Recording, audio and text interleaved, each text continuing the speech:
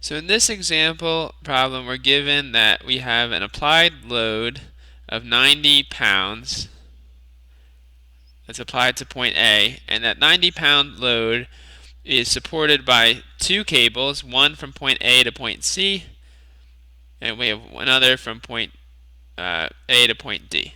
Right? And then it's also supported by a spring that goes along the y-axis from point A to point B. All right, so what we can say um,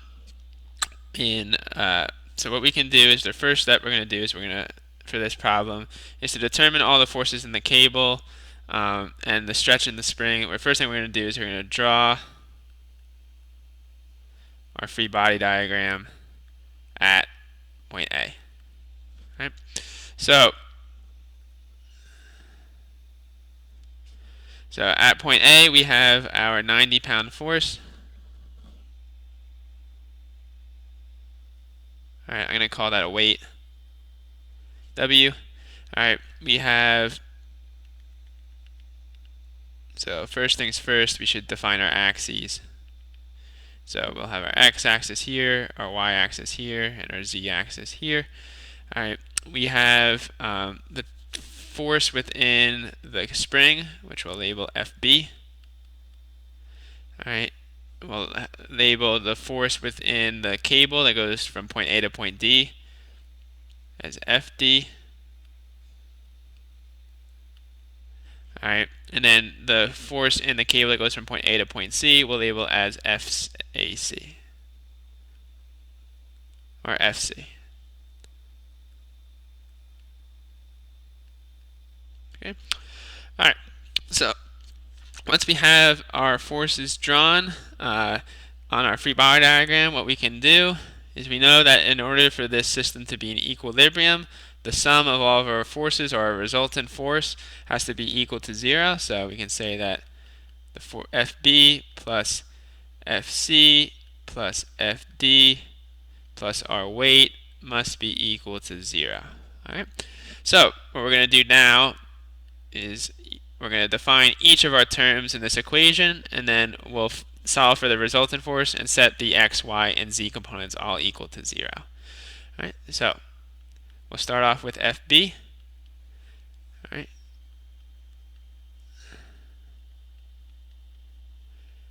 All right, so FB is going along the positive y-axis.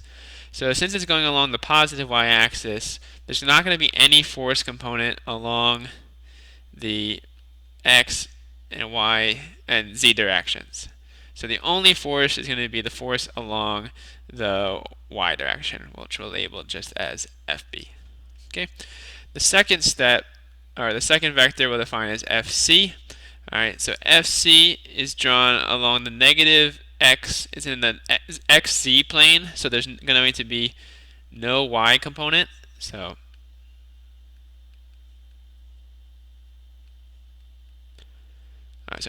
no y component for FC. All right, and then using the geometry that's given to us in the problem, the x component is going to be equal to minus 4/5 of the total magnitude of force C. And then using the triangle again that was given to us, the y component of the force would be equal to 3/5 times FC. All right. And then the last part is FD. All right, so FD is going to be given is in the xy plane. So for its z component, you can say its z component is going to be equal to 0 pounds.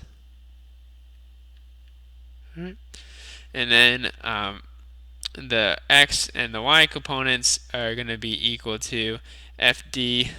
The x component is going to be equal to FD sine of 30 degrees, and that'll be a positive value. So the sine degrees. The sine of 30 degrees is 1/2, so we can plug that in if you like.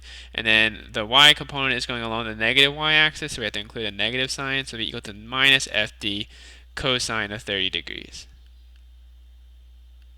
which is radical 3/2. All right. So and the last one is our weight. So our weight was given to us is just equal to 90 pounds, and it's going along the negative z-axis. So just add that negative 90 pounds. All right. So we can calculate our resultant force by adding up each of the x, y, and the z components.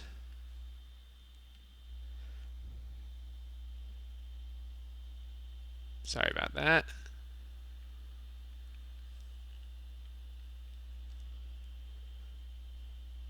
All right. So if we add up all of our x components, what we end up getting is 1/2 FD minus 4/5 FC. We get for all the y components, what we'll get is FB minus FD times radical 3 over 2. And then for K, or for the Z force, what we'll end up getting is 3/5 FC minus 90 pounds. Okay, so what we can do is we can sum all of our forces. If we look at the Z component of our resultant force and set that equal to 0, what we end up getting is we get 3/5 FC minus 90 pounds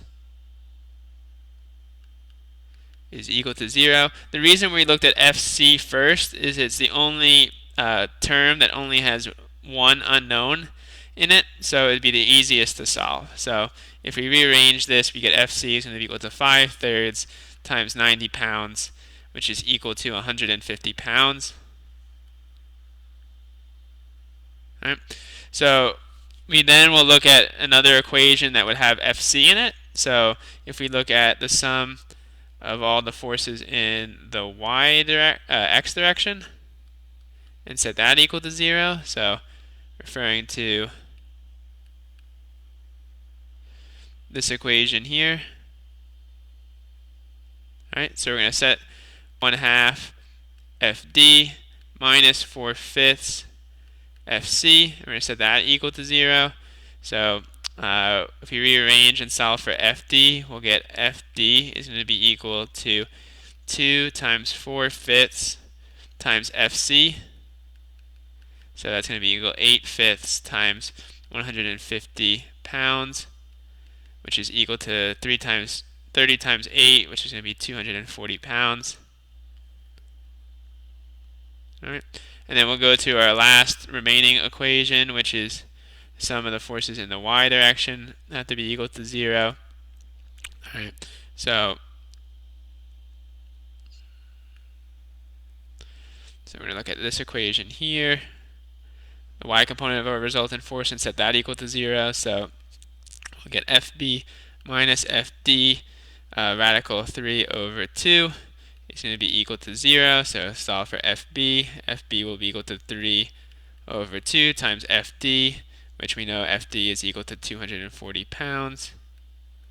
So that's going to be equal to 120 times radical 3 pounds for FB. All right. So the last step of our problem is that we were given our spring constant of the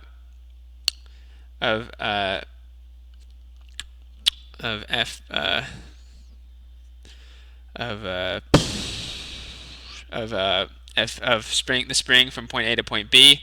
So we were asked to determine the value of the stretch in our spring.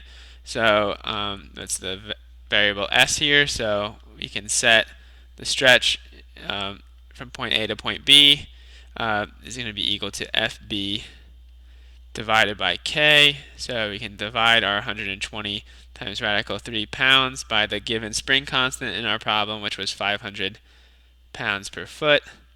All right, and if we calculate all of that, what we end up getting is stretch is going to be equal to 0.41569 pounds, which is approximately 0.416 feet, not pounds.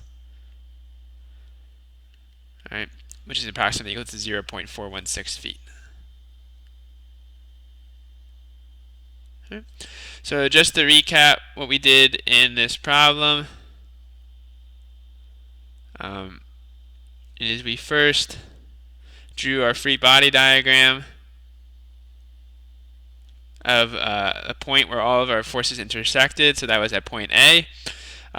Once we did that, we then calculated our resultant force in terms of all of the forces applied at point A, and then we looked at the x, y, and z components, and we selected the component with the least number of unknowns, which was f of z.